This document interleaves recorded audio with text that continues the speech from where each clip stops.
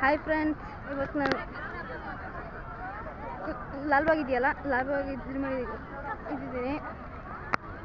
ಎಲ್ಲ ಕಡೆ ಫುಲ್ ಜನ, ಸಖತ್ತಾಗಿದೆ.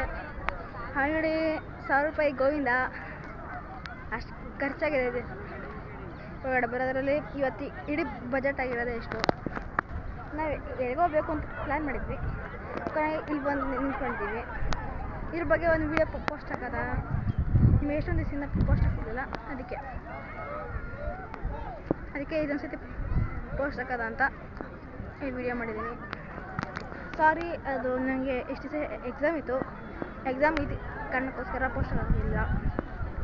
ಅದು ಇವಾಗ ಫ್ರೀ ಟೈಮ್ ಸಿಕ್ಕಿದೆ ಎಕ್ಸಾಮಿದ್ದು, ಅದಕ್ಕೆ.